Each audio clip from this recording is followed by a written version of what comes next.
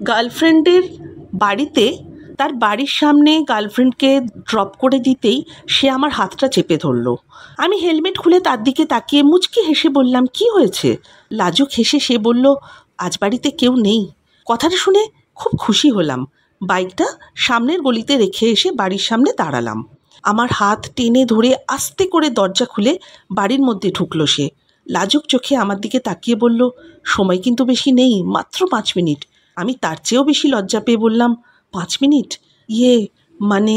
সে আমাকে কথা শেষ করতে দিল না, হাত ধরে টেনে নিয়ে গেল বেডরুমে। তারপর খাটের উপর বসিয়ে বলল, আমি রেডি হয়ে আসছি, দাঁড়াও। আমি মাথা নিচু করে বললাম, না মানে ভয় করছে। হোয়াটস রং উইথ ইউ? ভয় করবে কেন ম্যান? মানে এই প্রথমবার তো। প্রথমবার? রিয়েল বয়স কত তোমার? মানে 17 বছর প্রায়। 17 বছরে এই প্রথম? বিশ্বাস হয় না, সত্যি বলছি।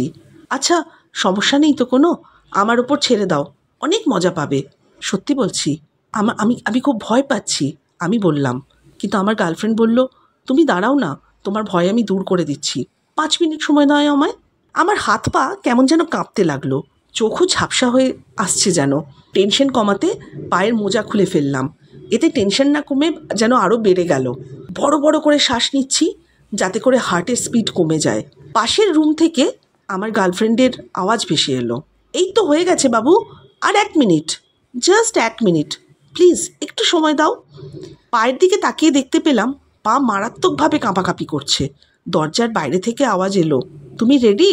আসলাম আমি, চোখ বন্ধ করো কিন্তু। আমি আমি টেনশনে চোখ বন্ধই করে ফেললাম। ধীর পায়ে এগোনোর শব্দ কানে এলো। অসম্ভব সুন্দর একটা সুগন্ধ নাকে আসলো। সে আমার সামনে দাঁড়িয়ে বলল, এইবার হাত সামনে বাড়াও।